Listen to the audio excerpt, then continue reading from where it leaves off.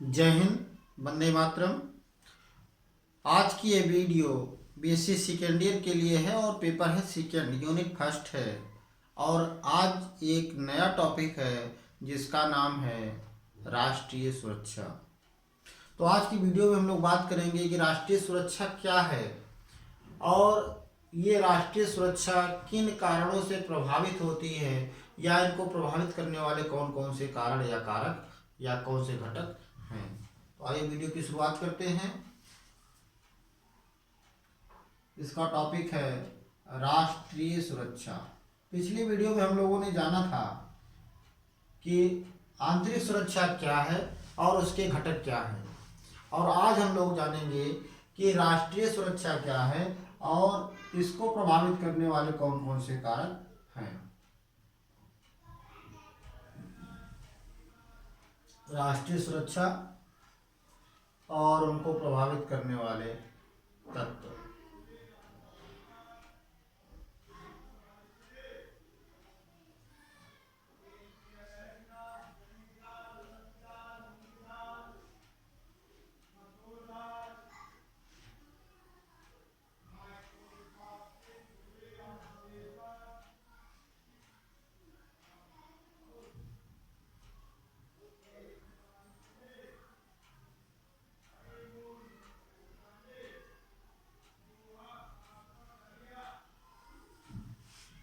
राष्ट्रीय सुरक्षा क्या है और उसे प्रभावित करने वाले कौन कौन से कारक हैं या कौन से घटक हैं या कौन से तत्व हैं या कौन से कारण हैं।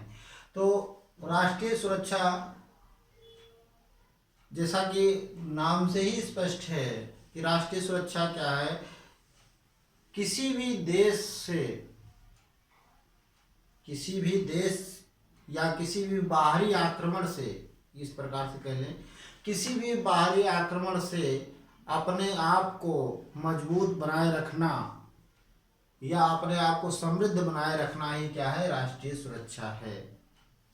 कि किसी भी खतरे के समय, किसी भी ऐसी विषम परिस्थिति के समय हम अपने देश की आंतरिक सुरक्षा को या अपने देश को बचाव के लिए हमेशा संगठित किए रहें, हमेशा बचाव में हम हर संभव साधन उपयोग में लाने के लिए तत्पर रहें, तैयार रहें। ये क्या है, हमारी राष्ट्रीय सुरक्षा है। अब राष्ट्रीय सुरक्षा के लिए किन तत्वों का होना जरूरी है। सबसे पहले तो आर्थिक,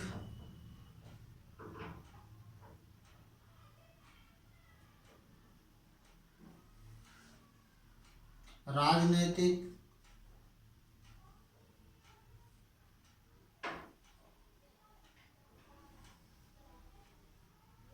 सैन्य,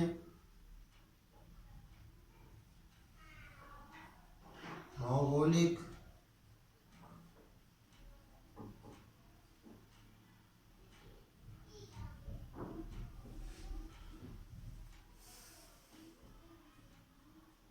विदेश नीति,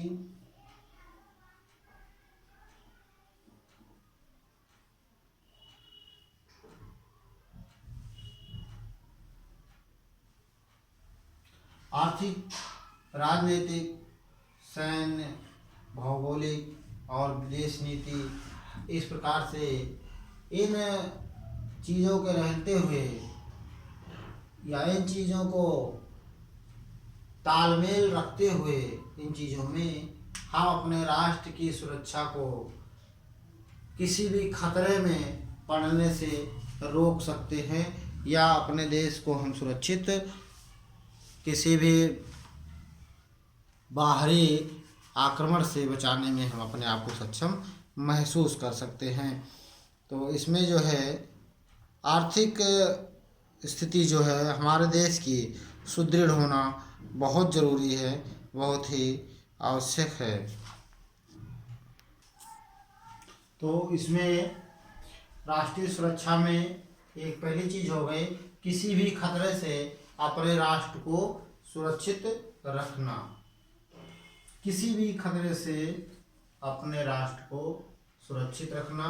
और दूसरी चीज़ हो जाएगी, किसी भी ऐसी विषम परिस्थिति में, या यूँ कहें छोटे शब्दों में, कि एक राष्ट्र की चेतावनी के प्रति बचाव रखना, अपने राष्ट्र का बचाव रखना, एक राष्ट्र की चेतावनी के प्रति अपने राष्ट्र का बचाव रखना।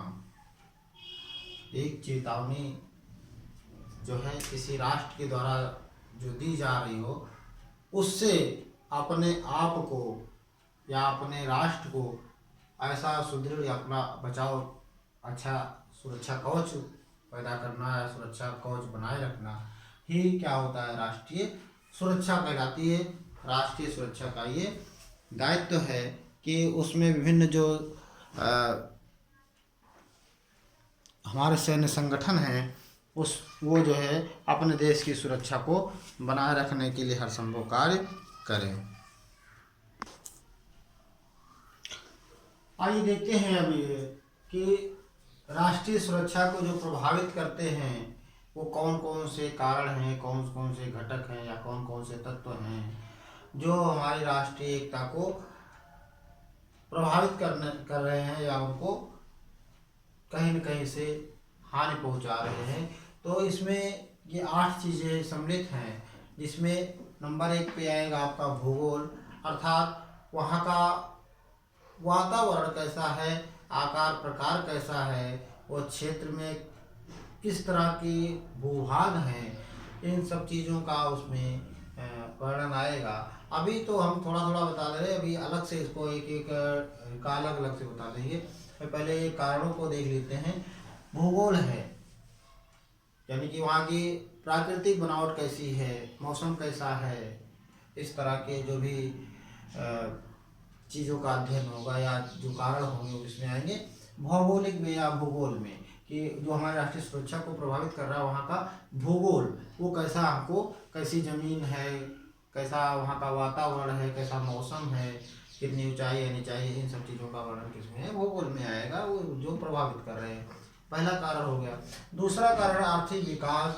हमने अपने संसाधन, सैन्य संसाधन कितने डेवलप कर लिए हैं, अपने पड़ोसी राष्ट्र या शत्रु राष्ट्र के प्रति कितना हमने अधिक मात्रा में, कितना उच्च कोटि के औजार, हथियार, उपकरण, वेपन्स इत्यादि तैयार किए हैं।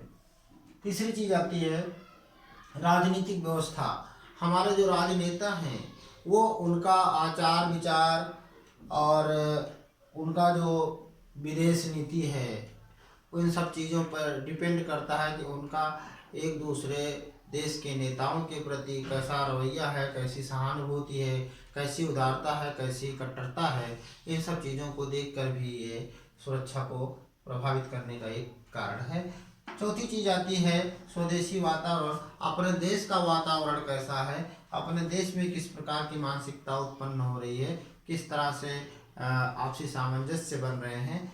और पांचवी चीज़ आती है अंतर्राष्ट्रीय वातावरण। वहाँ का वातावरण कैसा है।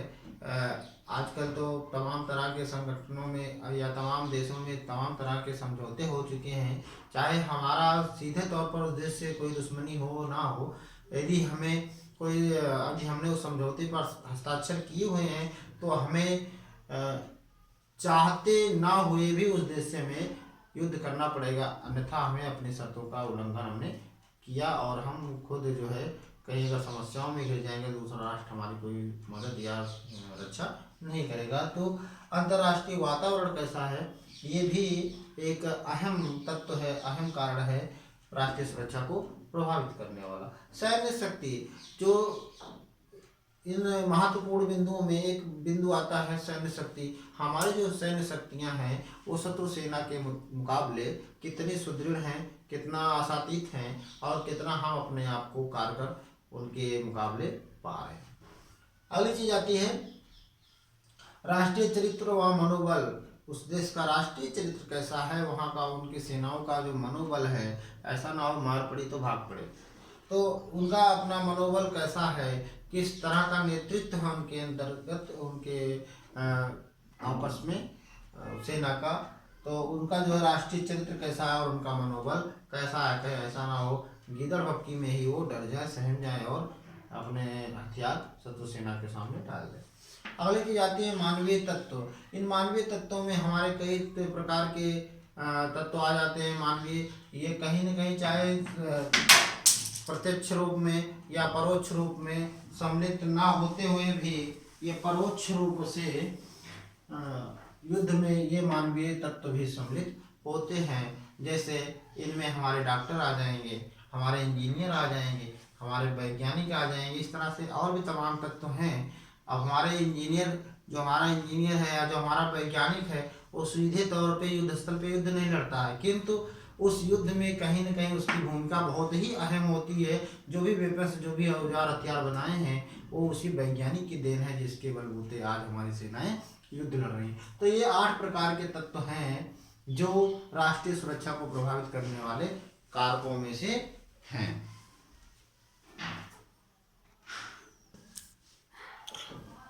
अब इन कारकों का अलग अलग विश्लेषण करते हैं, जिसमें नंबर 1 आएगा भौगोलिक स्थिति, यानी कि जो वहाँ का भूगोल है, वहाँ का आकार प्रकार उसका है, भौगोलिक स्थिति कैसी है वहाँ की, इसका इस भूगोल में आएगी वहाँ की स्थिति कैसी है, किस प्रकार की है, और उस भूभाग का आकार प्रकार कैसा है, ऊंची नीची जमीन है आकार प्रकार में, या पे कंकरीली है, पथरीली है, पहाड़ी है, तलहटी है, किस प्रकार की जमीन है, इसका विवरण आएगा। उसके बाद वहाँ पे जलवायु, हालांकि देखा जाए तो इस वैज्ञानिक युग में आजकल हमारे वैज्ञानिकों ने अत्यधिक मात्रा में ऐसे ऐसे परिवर्तन संभव कर दिए हैं जो कि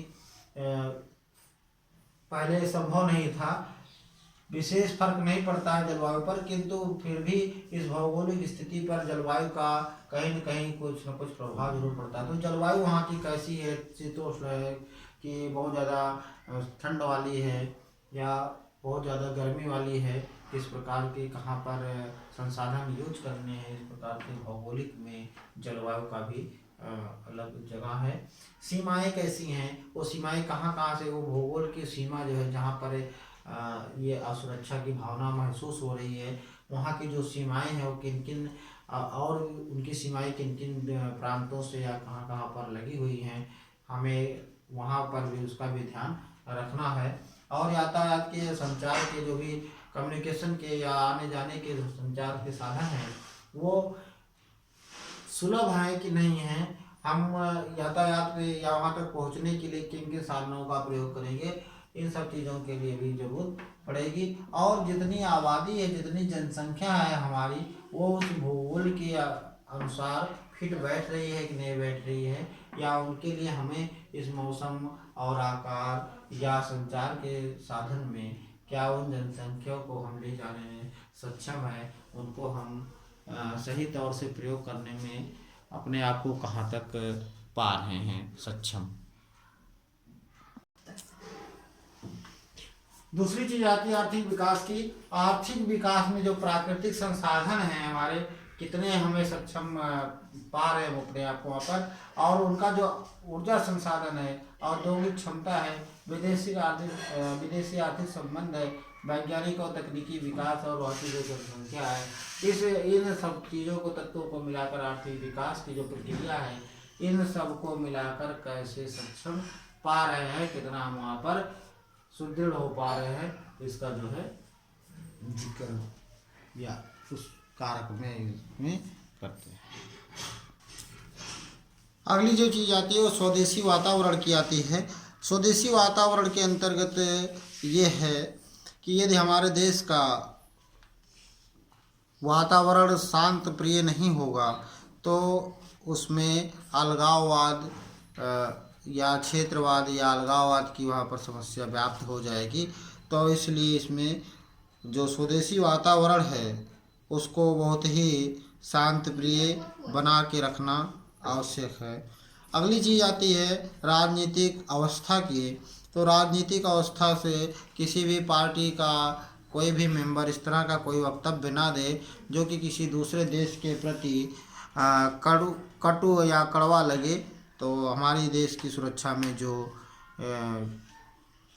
कहीं भी कोई असर पहुंचाए या कोई असर डाले, तो इस प्रकार का कोई राजनीतिक विषमता या राजनीतिक द्वेष की भावना से कोई ऐसा वक्तव्य उसको नहीं देना चाहिए।